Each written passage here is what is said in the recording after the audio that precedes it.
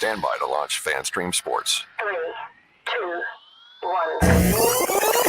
1. Let's start. Hello, sports fans. Welcome to FanStream Sports. Nothing but pure sports. All right, here we go. It's Fans Football Now on FanStream Sports, powered by DSP Media. I'm Jeff Fitoff. Tito, you can follow me on X at FitHappens. He's Chad Ocho. Well, he's Chad Rink. Ocho is just his nickname, I guess I would say. But follow him on X at Chad Ocho Rinko. And some big news came down today. Zeke Elliott, two running backs signed we're looking at, and two of them, two running backs we were looking at that were free agents out there signed. We'll go in chronological order of when they signed, not necessarily which the best one is. But Zeke, though, the former Cowboy, is reportedly signing a one-year deal with the Patriots. I think it's like a $3 million base, $1 million signing bonus, and up to $6 million he could earn total in incentives on the deal. So he does the things, he went back to his old number 15 that he wore at Ohio State, cut his hair, supposedly looks great, he's been working out and all these things. All those things being said, doesn't matter. Probably not. Like Stevenson, where Stevenson was going, he was end of the second, early third. Zeke's not going to get a bump. He's going to go wherever he was going, and I don't think it's going to make a difference on either in their town. I saw a guy tweeted out about Zeke. You know, he's not as good as Damien Harris was last year. He's not as that good. He's old, and if let's say he gets exactly what Damien Harris gets last year. Right. This was Stevenson's percentages and stuff when Harris was healthy last year. He had 47% rushing of the rushing attempts.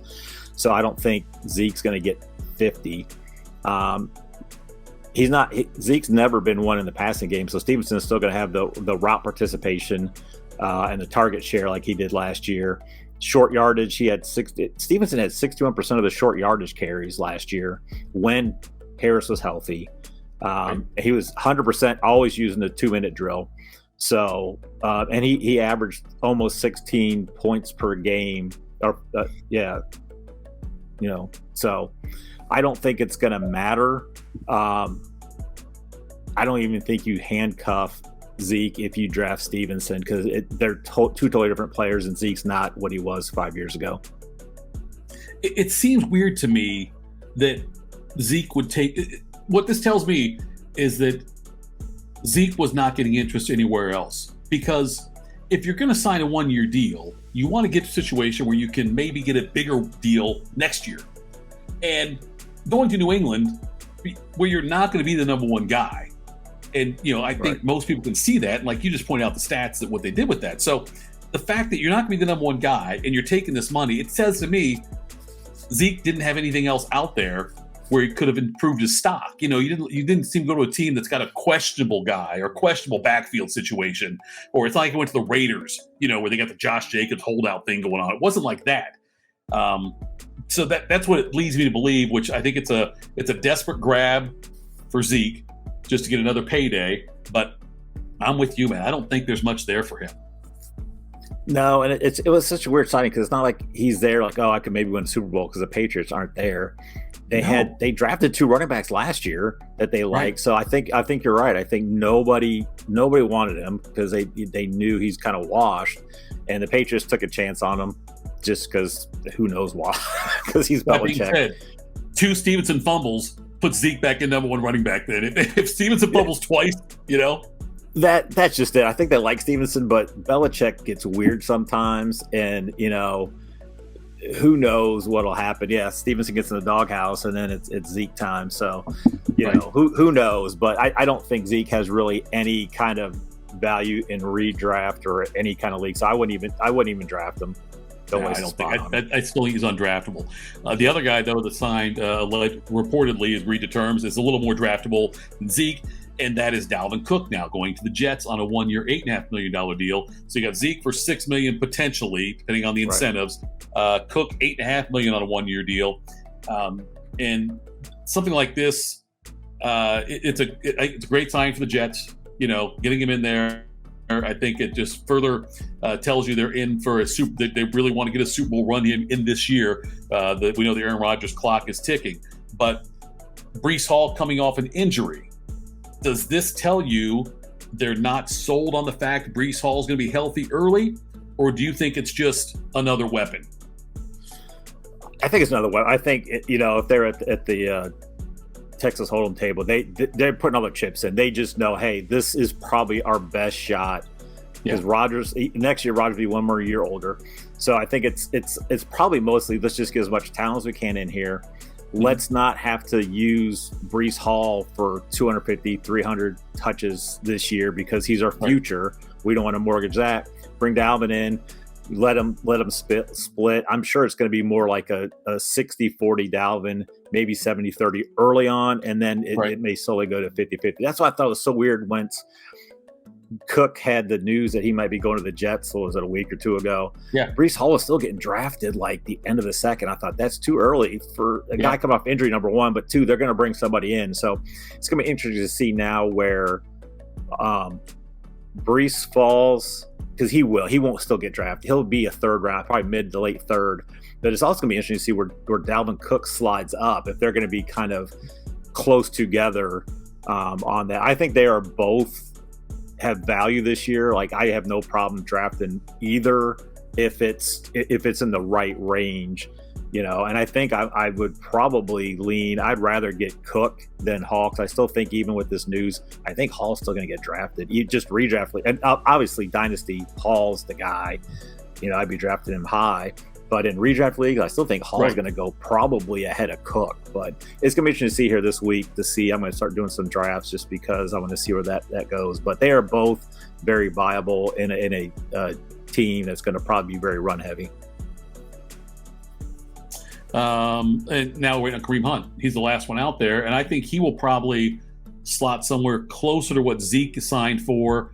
More with some incentives tied into it. But if I'm Kareem Hunt, if I'm his agent, obviously he went to New Orleans, Minnesota, and didn't get a deal done either place. It feels to me a lot like the Raiders should ring him up and say, hey, we'll pay you this much. And then say, Josh Jacobs, we're going to pull the franchise tag off, or try to go out and find a deal, see how well you do. You're not going to I don't think anyone's going to sign you for 1 year Dalvin Cook money. You know what I mean? Right. Yeah, I mean, that's one of the teams, obviously Miami we've always talked about. Like the Raiders would be smart. I tell you, I was just looking at some depth charts and stuff. I think a team that I think they should just go get him would be the Chargers.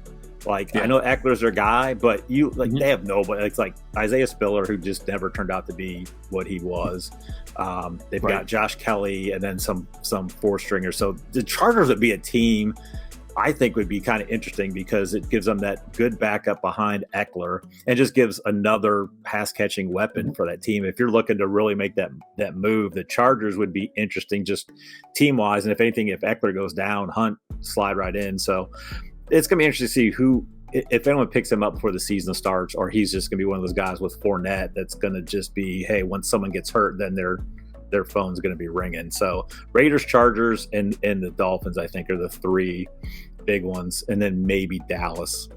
Yep, I agree with that. Okay, we're going to do a shorter one tonight, but let's do some. Are there some guys that you think are, say, interesting people to maybe stash away as you're looking at drafts and look what's going on in the preseason? You got some names, some guys you think that are decent people to kind of to target late? Yeah, so this is like redraft, and this is if you have like a large bench, or if we're talking, these are guys like 12, 14, 16 team. These aren't really 10 team leagues unless you happen to have like 30 roster spots or something. These are like 12 to 14 team leagues, and just if you happen to have a place to stash them, like, because if something, these are the kind of guys, if something happens to who's ahead of him, they're going to be the big waiver wire pickup. So if you don't have the first, second waiver wire or have a lot of fab, they're just guys I think are interesting. And these are actual like sneaky guys, not like, hey, a sneaky guy is the running back 2 for Cleveland. No, that's not a sneaky guy. Right, Dalvin Cook, or something like that. That's not, like Roshan Johnson's not a sneaky guy. Sure. Everyone knows him. So these are just kind of sneaky that people I don't think are thinking about, but just, so the first guy that I kind of like is Mike White. He's backing up Tua in Miami, just for the fact we saw last year with Tua. If he goes down, there's so many weapons there. And Mike White, he had that his first game, he put up like 400 yards passing. So he's looked serviceable on a worse team. So now you throw, McDaniel as the coach who can dial some offenses up. He has all the talent there. He could just be sneaky because Tua's injury risk is probably, I think, higher than most everybody's in the league. I don't know what you think about Mike White, but I kind of think he's kind of sneaky and would be, if Tua goes down, he would be like one of the top guys I think people would be getting. Yeah, White did burst on scene. I started thinking, you're right. Tua is the most, just doing a quick read in my mind here. Yeah, Tua is the most injury risk quarterback out there, which makes sense with what we saw last year. But I never put it in terms like that, where like he's the one most likely to suffer an injury just based on what last year did to him. Yeah, I'm trying to think who would be second. Hell, Burrow might be second on that list, or Lamar Jackson, I guess. But yeah, and that's why, like, I like it's not like if I'm trying to think, like, if Fields goes down, I'm not worried. Like, that team's not explosive enough. I'm just like, this is like an explosive team, and White can get the ball to his playmakers, and that's really what he's asking you to do. So I kind of like him just as a late sneaky stash, or if you happen to if you're in a super flex kind of league and you're drafting quarterbacks a lot more than any other leagues, he's a guy maybe just grab him super late, and then he could end up being a league winner if he ends up playing half the season or something. So Mike White was number one. Number two is just a weird one. And I'm just, I'm not getting too excited about his one preseason game, but he had some hype coming out of college. And he did look good. Purdue's own Aiden O'Connell looked good. And here's another thing too, like, we know what Jimmy Garoppolo is. He's super handsome, but he's also injury prone. Right. And I don't think that team's going to be good, but if you have Devonta Adams, like, he's going to make a quarterback, look good. So I think it's one of those things where I don't trust Garoppolo. That team, they start off 0-6. Why not throw the rookie in there, see what you got? I know, especially if what's his face gets fired or something there, McDaniel as the coach. If they get, so he's just one of those guys. Like, he's one of those guys I probably wouldn't draft, but just kind of keep that, like, hey, in the back of your mind kind of thing. Maybe if the Raiders are just tanking, you start hearing some news, like, pick him up a week early if you have room later. Like, it's just one of those things where I always think about that, like, okay, who are some guys that might be playing, and then try to pick them up. So I'm not super high on him, but it just, like, I thought it was interesting with the way he played preseason. And Garoppolo, I don't think he's that good. So I mean, I don't know if you have any Aiden O'Connell notes. If you're in a dynasty league, right? Yeah. No, I was like, if you're in a dynasty league though that does a super flex, stash him. Oh yeah, I mean, yeah, because like dynasty would be huge for him because he could be the future. Yeah.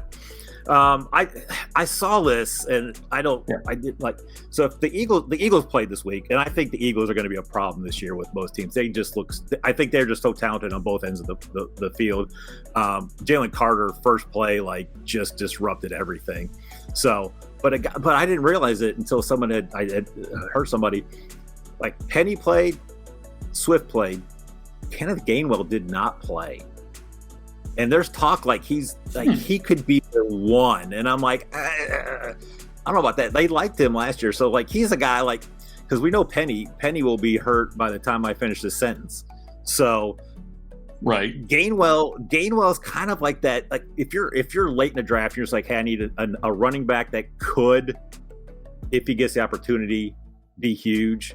Running back in the Philadelphia Eagles offense, even if one of them gets hurt, because they always do a split back. So he's a guy that I wasn't really he was on my radar just because I know who he was, and he got some play last year, but never really thinking and then I didn't realize he didn't play, and he was the only of the three running backs that did play. So that's interesting. So, and you can get him like late, so he's an interesting one, I think. Way late, yeah. But I agree. Yeah, I think the Philly situation you mentioned. Yeah, but you look at the Philly running back situation. You're right. Penny gets hurt all the time. The Swift, it seems like he gets hurt, and they ride the hot hand there. It's what they do. And if Gainwell comes out and has a couple of big games early on or something, he could absolutely take that job over. Oh, yeah. And then the last I got are just a couple wide receivers. Just, again, one is Michael Wilson, a rookie out of Arizona. I'm just hearing things out of camp that he's looked good. He's a bigger wide receiver. They really don't have – Marquise Brown is there. And Rondale Moore. So nothing great. They'll probably be throwing the ball a lot. So they like him. Yeah. He's just one to kind of think, it's kind of a dynasty, more of a dynasty than a redraft. I wouldn't be drafting, but just one of those guys to keep an eye on. And then another guy I like better is Khalil Shakir for Buffalo. Again, he's just in a situation. We saw what Gabe Davis was last year after he got all the hype from the 4 touchdowns in the playoff game. That team throws the ball a ton. Right. It's them and the Bengals and the Chiefs. They always are throwing. So even a third receiver there, if Gabe Davis doesn't pan out, or Diggs gets hurt or something, Shakir is more of a field stretcher, but I think they like him. And he played fairly well last year on the limited time he got. So he's just another guy where it's a high-powered offense. The wide receiver 3, not a bad guy to kind of stash if you have room late. Because, I don't know if he's ever getting drafted in most leagues. So just one of those kind of things to kind of keep an eye on those two. But I like Shakir better than Wilson. But, it's just guys I thought no one was on.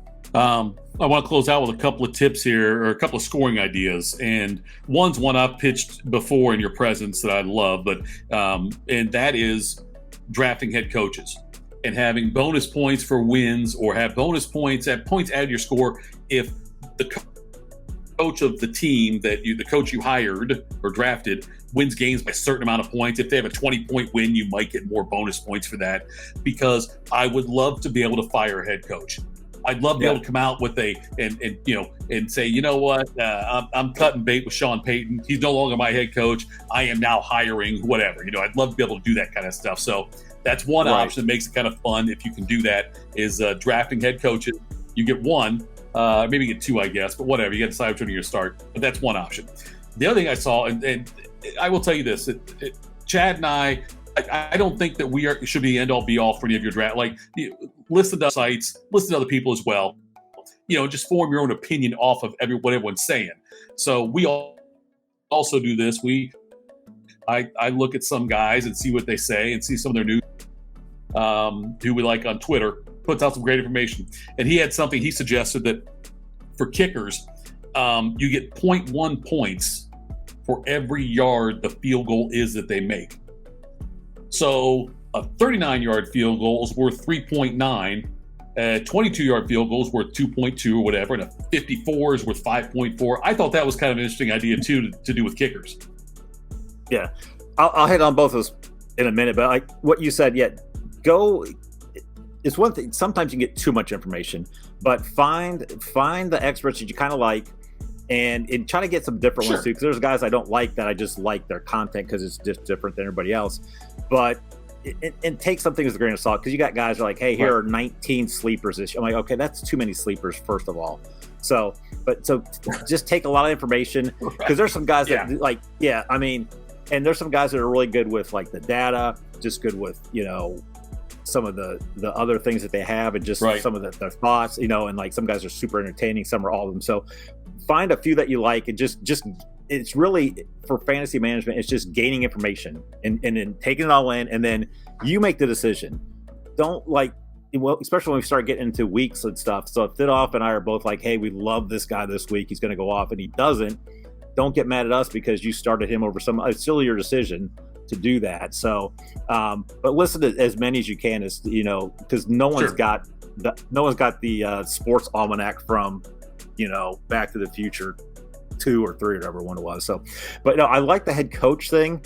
And I've seen I think there was a league online. I remember having a head coach somewhere where it was drafted.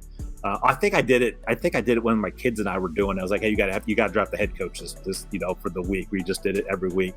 And I like it for the fact that I would if Matt Nagy was a coach, I would pick Matt Nagy, and then I would just fire him before the season even started.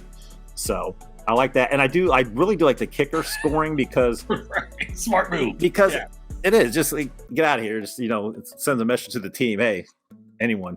So the kicker one is very interesting too because kickers are weird. Like kickers are weird just because like they could have 5 field goals and 5 points. In the low hoop league, we just do field goals. It's like they don't even count for extra points. So they just kickers you just get field goals, which is 3 points.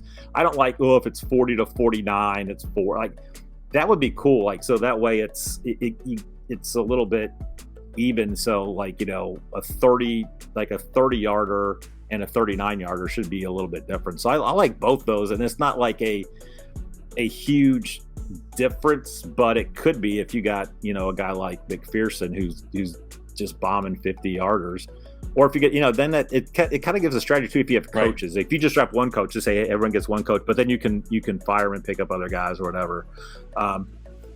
But it just is interesting because then you're like, okay, those I would take coaches probably over defenses just because okay, I know like Philly, they're going to win probably 13 games. That's the advantage to try to get, and then you just try to can dump a guy if a team's got a stretch, or the Saints coach, could end up being kind of sneaky because it's different. So it's kind of fun. Just do those kind of scoring systems to make it more fun, but don't get too crazy because I've been in leagues where it's just too many points. Like I was one that was like I think it was like a point. I think it was like a point every 10 yards passing. It was just ridiculous. Like you would 300 points was winning a week, and it was just like this is just too many points scoring. So, but trying to find something, just some little wrinkle in the scoring system to kind of to make it a little bit more fun, and just to kind of be different than everything else. So I like both those though. Just because it's not going to really change the dynamic of, well, I would have won except my coach was bad. Like it's not like that. That's not going to in the kicker points isn't going to make a huge difference.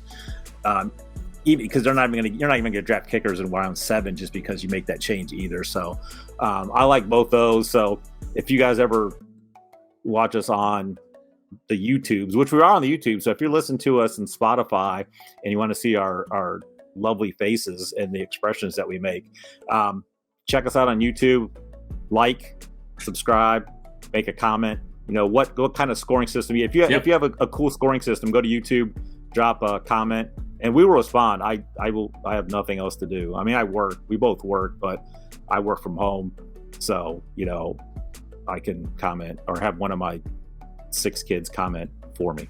At least 6 kids. Yeah. Put them to work. All right, so that's it for this edition. Chad, thanks so much for our hard work as always. We'll do it again and drop some more Fantasy Football Now on the Fantasy Sports Channel, powered by DSP Media.